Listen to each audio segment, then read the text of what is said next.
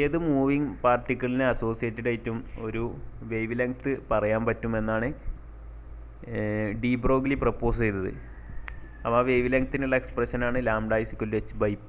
അത് വെച്ച് ഇനി നമുക്ക് കുറച്ച് എക്സാമ്പിൾസ് നോക്കാം. A 1000 kg automobile travelling at 100 m/s. Compute the de Broglie wavelength. രണ്ടാമത്തെ example 10 kg bullet at 500 m/s. മൂന്നാമത്തത് smoke particle of mass 10⁻⁻9 gram at 1 cm/s. പിന്നെ electron with kinetic energy 1 electron volt, പിന്നെ electron with kinetic energy 100 MeV. ഓരോ കേസിലും അതാത് പാർട്ടിക്കിളുകളുടെ de Broglie wavelength കാണാനാണ് പറഞ്ഞത്. ഡയറക്റ്റായ സബ്സ്റ്റിറ്റ്യൂഷൻ മാത്രമേ ഉള്ളൂ ഇവിടെ. ആദ്യത്തെ 1000 kg automobile travelling at 500 m/s. D Broglie wave length lambda = h/p. അവിടെ അത് സബ്സ്റ്റിറ്റ്യൂട്ട് ചെയ്യുക, വാല്യൂസ് സബ്സ്റ്റിറ്റ്യൂട്ട് ചെയ്യുക. എച്ചിൻ്റെ വാല്യൂ 6.626 × 10⁻34 ജൂൾ സെക്കൻഡാണ്. പിന്നെ മാസ് ഇവിടെ തന്നിട്ടുണ്ട് 1000 kg. പിന്നെ വെലോസിറ്റി 500 m/s. കാൽക്കുലേറ്ററിൽ അടിച്ചാൽ ഇങ്ങനെ ആയിരിക്കും കിട്ടുക. 6.6 ×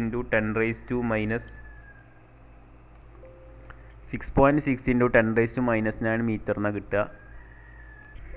അടുത്തത് 10 kg bullet travelling at 500 m/s. Lambda h/p. p = mv. അപ്പോൾ അത് വാല്യൂസ് കൊടുക്കുക. 6.626 × 10⁻34/10 × 500 കൊടുത്താൽ അതിൻ്റെ ആൻസർ കിട്ടും. 1.3 × 10⁻34 മീറ്റർ. അപ്പോൾ അത് ഒന്നും കൂടി കൂടിയിട്ടുണ്ട്. -39 ആയിരുന്നു ഇവിടെ -34 ആയി. ഇനി അടുത്ത മൂന്നാമത്തെ example, smoke particle of mass 10⁻⁹ gram moving at 1 cm/s. Lambda = h/p. That is h/mv. Values കൊടുക്കുകയാണെങ്കിൽ 6.626 × 10⁻34/10⁻�9 gram ആണ്. അപ്പോൾ അതിനെ കിലോഗ്രാമിലേക്ക് മാറ്റുക, SI യൂണിറ്റിലേക്ക് മാറ്റുക. അപ്പോൾ എന്താ ചെയ്യണം? 10⁻³ കൊണ്ട് ഗുണിക്കണം. പിന്നെ ഇൻറ്റു വെലോസിറ്റി 1 cm/s ആണ്. അതിനെ m/s മാറ്റുക. സെൻറ്റിമീറ്ററിനെ മീറ്ററിലേക്ക് മാറ്റാൻ എന്ത് ചെയ്യുക? 100 കൊണ്ട് ഡിവൈഡ് ചെയ്യല്ലേ. അപ്പോൾ 1 × 10⁻² m/s. ബിക്കോസ് 1 cm/s എന്താണ്? 10⁻² m/s.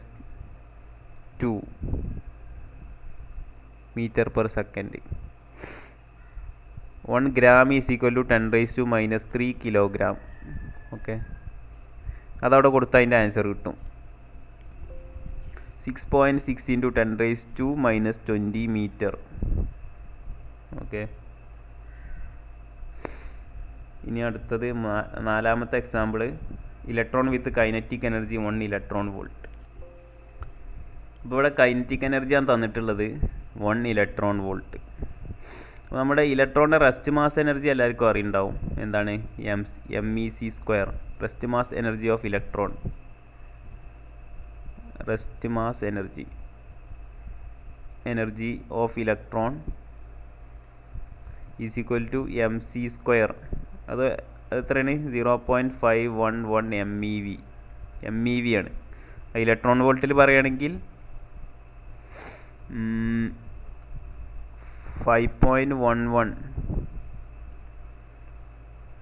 × 10⁻5 electron volt. അതായത് 5 ലക്ഷം ഇലക്ട്രോൺ വോൾട്ടോളം ഉണ്ട്. അതായത് kinetic energy is very much less than, kinetic energy 1 electron volt അല്ലേ, it is very much less than rest mass energy. അപ്പോൾ നമുക്ക് ഇവിടെ റിലേറ്റിവിസ്റ്റിക് എഫക്റ്റ് എന്തായിരിക്കും? ആബ്സെൻ്റ് ആയിരിക്കും. റിലേറ്റിവിസ്റ്റിക് എഫക്റ്റ് എപ്പോഴും പ്രസൻ്റ് ആവൽ എപ്പോഴാണ്? ഉയർന്ന വേഗതയിലാണ്, ഉയർന്ന കൈനറ്റിക് എനർജിയിലാണ്. അപ്പോൾ റെസ്റ്റ് മാസിനായിട്ട് കമ്പയർ ചെയ്യുമ്പോൾ കമ്പയറബിൾ ആണെങ്കിൽ നമ്മൾ റിലേറ്റിവിസ്റ്റിക് എഫക്റ്റുകളൊക്കെ കൺസിഡർ ചെയ്യേണ്ടി വരും. റിലേറ്റിവിസ്റ്റിക് എഫക്റ്റ് ഇവിടെ ആബ്സെൻ്റ് ആണ്. അപ്പോൾ നമുക്ക് ഇവിടെ e square is equal to p square c square plus m square c raise to 4 എന്നുള്ളൊരു ഫോർമുല ഉണ്ടല്ലോ, ജനറൽ എനർജി മൊമെൻ്റം റിലേഷൻ. അത് ഇവിടെ ഇതിൻ്റെ ആവശ്യമില്ല ഇവിടെ. ഇത് നമ്മൾ റിലേറ്റിവിസ്റ്റിക് എഫക്റ്റ് കൺസിഡർ ചെയ്യുമ്പോൾ ഇക്വേഷനാണ്. നമുക്ക് എന്ത് ചെയ്താൽ മതി, സാധാരണ ഉള്ള കൈനറ്റിക് എനർജിയുടെ ഇക്വേഷൻ ഉപയോഗിച്ചാൽ മതി. Kinetic energy is equal to half m v square. അപ്പോൾ റിലേറ്റിവിസ്റ്റിക് കേസിലൊന്നും ഈ ഹാഫ് എം വി സ്ക്വയർ എന്നുള്ള ഫോർമുല ഉപയോഗിക്കാൻ പറ്റില്ല. ഹാഫ് എം വി സ്ക്വയർ ഇതിപ്പോൾ നോൺ റിലേറ്റിവിസ്റ്റിക് ആയതുകൊണ്ടാണ്. നോൺ റിലേറ്റിവിസ്റ്റിക് ആണ്, അതുകൊണ്ടാണ് ഈ ഒരു നമ്മുടെ ക്ലാസിക്കലായിട്ടുള്ള കൈനറ്റിക് എനർജിയുടെ റിലേഷൻ എടുക്കുന്നത് ഹാഫ് എം വി സ്ക്വയർ. ഇത് നമ്മൾ m v is equal to p എന്ന് കൊടുക്കുകയാണെങ്കിൽ 1/2m, മേലെ അടിയിൽ എം കൊണ്ട് കുടിക്കുകയാണെങ്കിൽ അപ്പോൾ മേലെ എം സ്ക്വയർ വി സ്ക്വയർ ആവും, അടിയിലൊരു എം വരും. അപ്പോൾ പി സ്ക്വയർ ബൈ 2m ആണ് കൈനറ്റിക് എനർജി. ഇത് നമുക്ക് പി കിട്ടും. നമുക്ക് ഇപ്പോൾ എനർജി അല്ല, കൈനറ്റിക് എനർജി അവിടെ തന്നിട്ടുള്ളത്. അപ്പോൾ നമുക്ക് ലാംഡയാണ് കണ്ടെത്തേണ്ടത്. ലാംഡ കണ്ടെത്താൻ എന്നുള്ള എക്സ്പ്രഷൻ എന്താ, lambda is equal to h/p ആണ്. അപ്പോൾ ഇവിടെ കൊടുക്കാൻ പി വേണം. അപ്പോൾ പി കൈനറ്റിക് എനർജിയാണ് നമുക്ക് തന്നത്. അപ്പോൾ കൈനറ്റിക് എനർജിയിൽ നിന്ന് പി ഉണ്ടാക്കണമെങ്കിൽ p is equal to √2m e, അങ്ങനെയല്ലേ വരിക. P square by 2m is equal to kinetic energy. P square is equal to 2m into kinetic energy. P is equal to √2m into kinetic energy. Okay, ആ p നമുക്ക് ഇവിടെ കൊടുക്കാം, h/√2m into kinetic energy.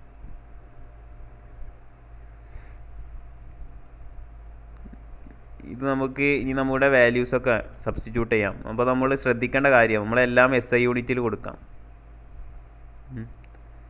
അപ്പോൾ മേലെ h is equal to 6.626 into 10⁻⁻34 പിന്നെ ഇലക്ട്രോണിൻ്റെ മാസമാണ് ഇവിടെ ഉള്ളത്. ഇലക്ട്രോൺ അല്ലേ തന്ന പാർട്ടിക്കിൾ, ഇലക്ട്രോൺ അല്ലേ, ഇലക്ട്രോൺ വിത്ത് കൈനറ്റിക് എനർജി. അപ്പോൾ ഇലക്ട്രോണിൻ്റെ മാസം അവിടെ കൊടുക്കേണ്ടത്. ഇലക്ട്രോണിൻ്റെ മാസം എന്താ, 2 കഴിഞ്ഞാൽ പിന്നെ ഇലക്ട്രോണിൻ്റെ മാസ് അത് 9.11 ഇൻറ്റു 10⁻⁻31 കിലോഗ്രാം. ഒക്കെ SI യൂണിറ്റ് കൊടുക്കുക. പിന്നെ കൈനറ്റിക് എനർജി അവിടെ തന്നിട്ടുണ്ട് 1 ഇലക്ട്രോൺ വോൾട്ടാണ്.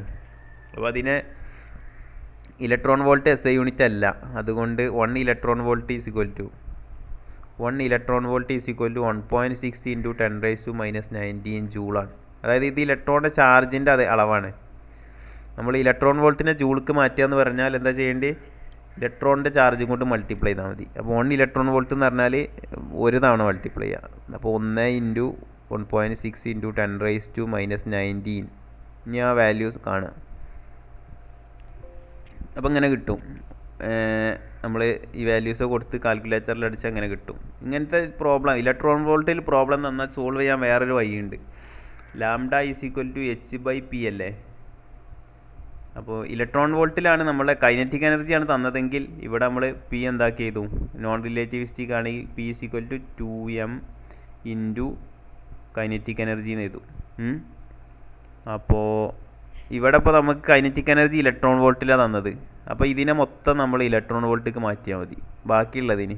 അപ്പോൾ അതിന് മേലെ അടിയിൽ C കൊണ്ട് കുടിക്കാം. അപ്പോൾ എന്താവും, hc/c√2m ഇൻറ്റു കൈനറ്റിക് എനർജി. ഇനി എന്ത് ചെയ്യുക, ഈ സീനെ ഉള്ളിലേക്ക് എടുക്കുക. പുറത്തുള്ള സീനെ ഉള്ളിലേക്ക് എടുക്കുമ്പോൾ സ്ക്വയർ ആക്കേണ്ടി വരും. √2m ഈ സീനെ ഉള്ളിലേക്ക് എടുക്കുമ്പോൾ എന്താവും, c² ആവും.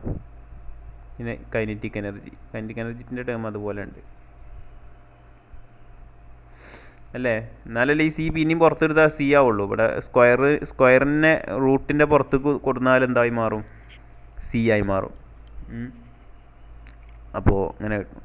ഇനി ഈ HCക്ക് ഒരു HCയുടെ വാല്യൂ ഇതൊക്കെ കാണാതെ പഠിക്കുന്ന ഒരാൾക്ക് ഇവിടെ ആ വാല്യൂസ് ഇങ്ങനെ കൊടുത്താൽ മതി. ഈ HCയുടെ വാല്യൂ എങ്ങനെ കിട്ടുക, 6.626 ഇൻറ്റു 10⁻⁻34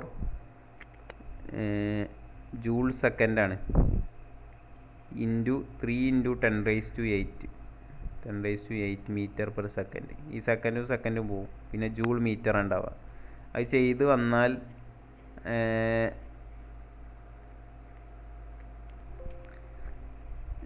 എച്ച് സിയുടെ വാല്യൂ ഇങ്ങനെ കിട്ടുക 19.87 ഇൻറ്റു 10⁻⁻26 ജൂൾ മീറ്റർ. ഇതിനെ നമുക്ക് ഇലക്ട്രോൺ വോൾട്ടിക്ക് മാറ്റണമെങ്കിൽ ഇലക്ട്രോണിൻ്റെ ചാർജ് കൊണ്ട് ഡിവൈഡ് ചെയ്യുക. ഇലക്ട്രോൺ വോൾട്ടിനെ ജൂൾക്ക് മാറ്റണമെങ്കിൽ ഇലക്ട്രോണിൻ്റെ ചാർജ് കൊണ്ട് ഗുണിക്കുക. ജൂളിനെ ഇലക്ട്രോൺ വോൾട്ടിക്ക് മാറ്റണമെങ്കിൽ ഇലക്ട്രോണിൻ്റെ ചാർജ് കൊണ്ട് ഡിവൈഡ് ചെയ്യുക.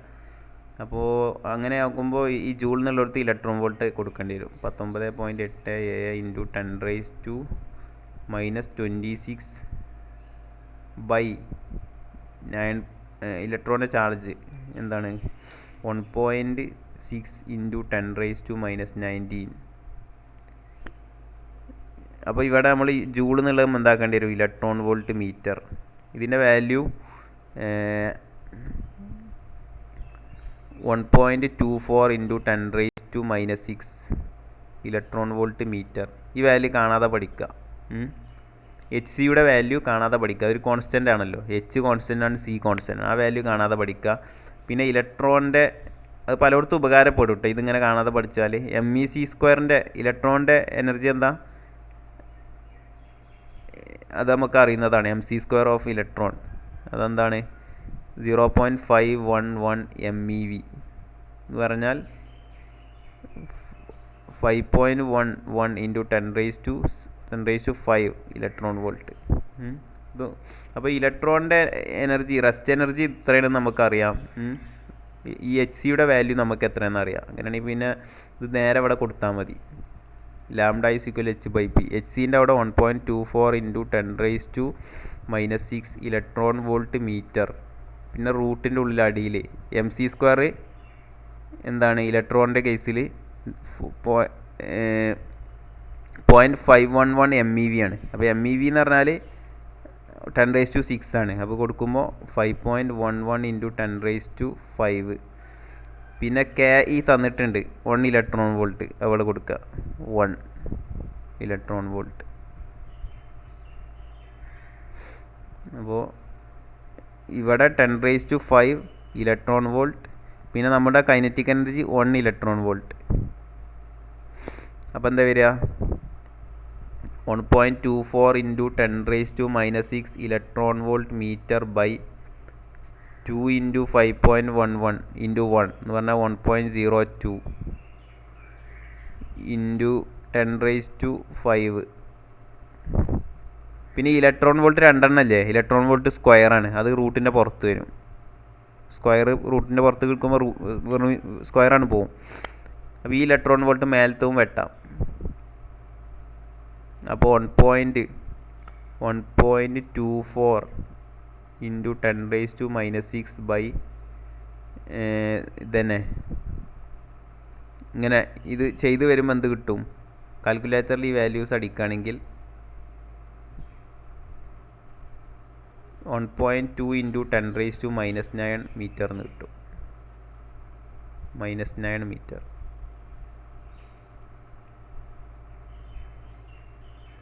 അപ്പോൾ ഇത്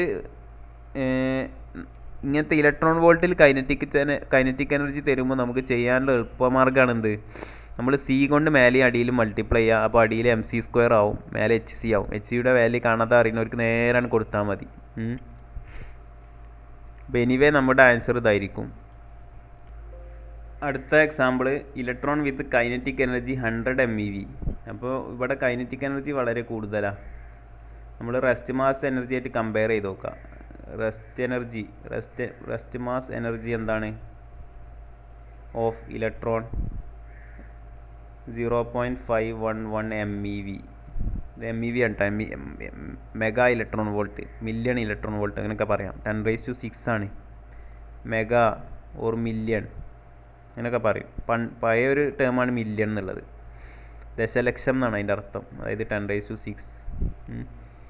അപ്പോൾ മെഗാ ഇലക്ട്രോൺ വോൾട്ട്, ഇതിൻ്റെ ഇലക്ട്രോണിൻ്റെ റെസ്റ്റ് എനർജി 0.511 മെഗാ ഇലക്ട്രോൺ വോൾട്ടാണ്. തന്നിരിക്കുന്ന kinetic energy given given kinetic energy എത്രയാണ്? 1000 MeV, 100 MeV, 100 MeV.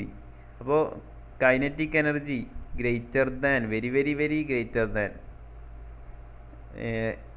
Rest energy. അപ്പോൾ നമുക്ക് എന്ത് പറയാം? ഇവിടെ റിലേറ്റിവിസ്റ്റിക് എഫക്റ്റ് നമ്മൾ പരിഗണിക്കണം. ദെർഫോർ റിലേറ്റിവിസ്റ്റിക് എഫക്റ്റ് കൺസിഡർ ചെയ്യണം. നമ്മളെപ്പോഴും ഇങ്ങനത്തെ പ്രോബ്ലം ചെയ്യുമ്പോൾ നോക്കണത് ഏത് പാർട്ടിക്കിൾ ആണെങ്കിലും അതിൻ്റെ കൈനറ്റിക് എനർജി റെസ്റ്റ് മാസ് എനർജിയുമായിട്ട് കമ്പയറബിൾ ആണെങ്കിൽ, അല്ലെങ്കിൽ അതിനേക്കാൾ കൂടുതലാണെങ്കിൽ നമ്മൾ റിലേറ്റിവിസ്റ്റിക് ഇക്വേഷൻ നമ്മൾ കൈനറ്റിക് എനർജിക്കൊക്കെ ഉപയോഗിക്കണം. അങ്ങനെയാണെങ്കിൽ നമുക്ക് എന്ത് ഉപയോഗിക്കാം?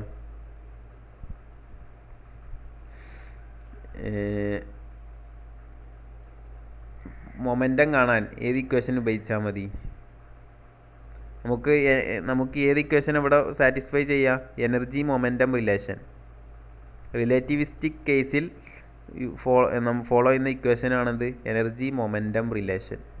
ഏതാണ് equation? E² = P² C² + M² C⁴.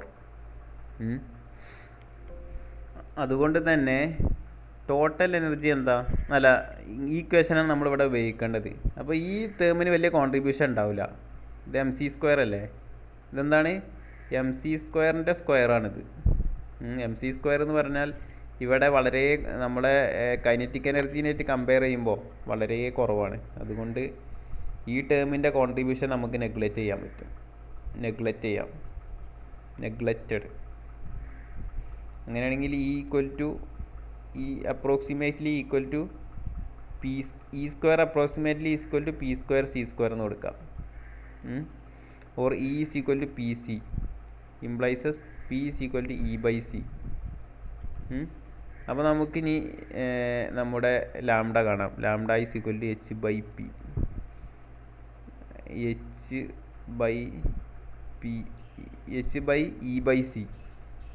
അല്ലേ? അപ്പോൾ hc/e എഗൈൻ കണ്ടില്ല, നല്ല എളുപ്പമാണ്. HCയുടെ വാല്യൂ നമ്മളിപ്പോൾ മുമ്പ് കാണാതെ അറിയുന്നവർക്ക് ഇതാണ് കൊടുത്താൽ മതി. 1.24 × 10⁻⁶ electron volt metre. Electron volt മീറ്ററാണ് അതിൻ്റെ യൂണിറ്റ്. ഇനി ഈ നമ്മുടെ ഇലക്ട്രോൺ വോൾട്ട് തന്നിട്ടുണ്ട്, അത് അവിടെയാണ് കൊടുക്കുക. അപ്പോൾ 100 MeV അല്ലേ? അപ്പോൾ MeV എന്ന് പറഞ്ഞാൽ 10⁻⁶ ഇലക്ട്രോൺ വോൾട്ടും പോകും. അപ്പോൾ ആൻസർ മീറ്ററിൽ, കാരണം വേവ് ലെങ്ത് അല്ല നമ്മൾ കാണുന്നത്. എന്താ വരിക?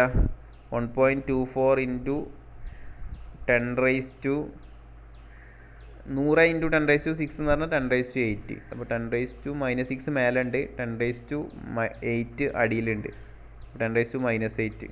അതായത് 1.24 × ഇവിടെ മീറ്റർ ഉണ്ട്, 1.24 × 10⁻14 മീറ്റർ.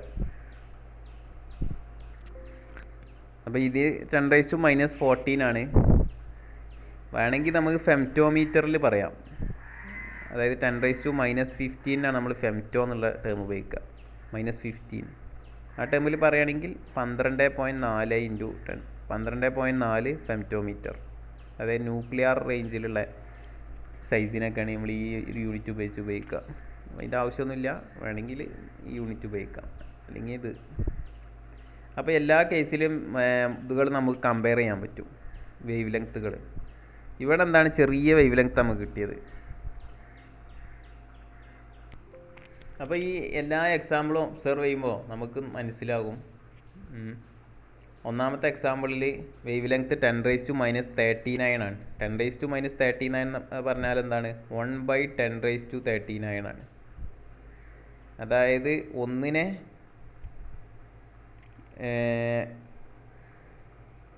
1 കഴിഞ്ഞിട്ട് 39 പൂജ്യം ഉള്ള സംഖ്യ കൊണ്ട് ഡിവൈഡ് ചെയ്താൽ ചെറിയൊരു സംഖ്യ ആയിരിക്കും. അത് നെഗ്ലിജിബിളായ വളരെ ചെറിയൊരു സംഖ്യ ആയിരിക്കും. ഇവിടെ 10⁻34 ആണ്, അതും വളരെ ചെറുതാണ്. അതായത് 1000 കിലോഗ്രാം ഉള്ള ഓട്ടോമൊബൈൽ, ഒരു വണ്ടിയുടെ വേവ് ലെങ്ത്ത് വളരെ ചെറുതാണ്. അപ്പോൾ അത് നോട്ടീസ് ചെയ്യാൻ മാത്രമൊന്നും ഉണ്ടാവില്ല. ആ വണ്ടിയായിട്ട് കമ്പയർ ചെയ്യുമ്പോൾ ഒന്നുമില്ല. അത് അവിടെ വേവ് നാച്ചർ കാണില്ല. 10 കിലോഗ്രാമുള്ള ബുള്ളറ്റ് ആണെങ്കിലോ ആ സമയത്ത് -34 ആണ്. ആ പാർട്ടിക്കിളിൻ്റെ സൈസായിട്ട് ഒരു നിലക്കും കമ്പയറബിൾ അല്ല ഈ വേവ് ലെങ്ത്ത്. അതിന് സ്മോക്ക് പാർട്ടിക്കിൾ ആണെങ്കിലോ ആ സമയത്ത് 10⁻⁻20 ആണ്. അതെന്താണ്, വളരെ ചെറുതാണ്. ഇനി ഇലക്ട്രോൺ വിത്ത് 1 ഇലക്ട്രോൺ വോൾട്ട് ആകുന്ന സമയത്ത് എന്താ കിട്ടിയത്, 1.2 നാനോമീറ്റർ. ഇതെന്ന് പറഞ്ഞാൽ 1.2 നാനോമീറ്റർ എന്ന് പറഞ്ഞാൽ 10⁻⁻9 ഒരു കുറച്ച് വലിപ്പമുള്ള വേവ് ലെങ്ത് കിട്ടി. ഇലക്ട്രോണിൻ്റെ ഏകദേശമൊക്കെ അങ്ങനല്ല, അറ്റോമിക് ഓർ ന്യൂക്ലിയർ റേഞ്ചിലുള്ള ഒരു വേവ് ലെങ്ത്താണ് ഇപ്പോൾ കിട്ടിയത്, കുറച്ചും കൂടി വലിപ്പമുള്ള വേവ് ലെങ്ത്. അപ്പോൾ ഇലക്ട്രോൺ പറ്റ ചെറുതായത് കൊണ്ട് ഇങ്ങനത്തെ ഒരു വേവ് ലെങ്ത് കിട്ടി. ഇനി കൈനറ്റിക് എനർജി 100 MeV ഉള്ള ഇലക്ട്രോൺ ആയ സമയത്ത് എന്താ കിട്ടിയത്, 1.24 × 10⁻⁻14. ഇത് ന്യൂക്ലിയർ സൈസിൻ്റെ റേഞ്ചിലുള്ള സൈസാണ്. അതായത് നമ്മുടെ പാർട്ടിക്കിൾ ഏറ്റവും ചെറിയ ഇലക്ട്രോൺ അതുപോലെ ഇലക്ട്രോണിൻ്റെ റേഞ്ചിലൊക്കെ ഉള്ള വളരെ മൈക്രോ പാർട്ടിക്കിൾ ആകുന്ന സമയത്താണ് ഈ വേവ് ലെങ്ത് ഒക്കെ എന്ത് ചെയ്യാൻ പറ്റുള്ളൂ, അറ്റോമിക് ഓർ ന്യൂക്ലിയർ റേഞ്ചിൽ വരുന്നുള്ളൂ. മറ്റേത് വേവ് ലെങ്ത് ഉണ്ടെങ്കിൽ ആ പാർട്ടിക്കിളിനായിട്ട് ഒരു നിലക്ക് കമ്പയർ ചെയ്യാൻ പറ്റാത്ത രീതിയിൽ അത്രയും ചെറുതാണ്. അപ്പോൾ ഈ വേവ് നേച്ചർ നമുക്ക് ഒബ്സർവ് ചെയ്യണമെങ്കിൽ, ഈ വേവ് ബിഹേവിയർ ഒബ്സർവ് ചെയ്യണമെങ്കിൽ നമ്മുടെ പാർട്ടിക്കിൾ സൈസ് എന്താവണം, വളരെ ചെറുതാവണം. നമ്മുടെ എവരിഡേ ലൈഫിൽ നമ്മൾ ട്രീറ്റ് ചെയ്യുന്ന പാർട്ടിക്കിൾസിനൊന്നും ഈ വേവ് ക്യാരക്ടർ ഒബ്സർവ് ചെയ്യാൻ പറ്റില്ല. കാരണം അവയുടെ സൈസ് വളരെ കൂടുതലാണ്. അറ്റോമിക് ഓർ ന്യൂക്ലിയർ സൈസിലൊക്കെയുള്ള പാർട്ടിക്കിൾ ആണെങ്കിൽ നമുക്ക് എന്ത് ചെയ്യാൻ പറ്റുള്ളൂ, ഇത് കുറച്ചൊക്കെ നോട്ടബിളായിട്ട് ഒബ്സർവ് ചെയ്യാൻ പറ്റുള്ളൂ. വളരെ ചെറിയ പാർട്ടിക്കിൾ ആണെങ്കിൽ നല്ലവണ്ണം ഇലക്ട്രോണിനൊക്കെ നല്ല രീതിയിൽ എന്ത് ചെയ്യാൻ പറ്റും, വേവ് നേച്ചർ നമുക്ക് കാണാൻ പറ്റും.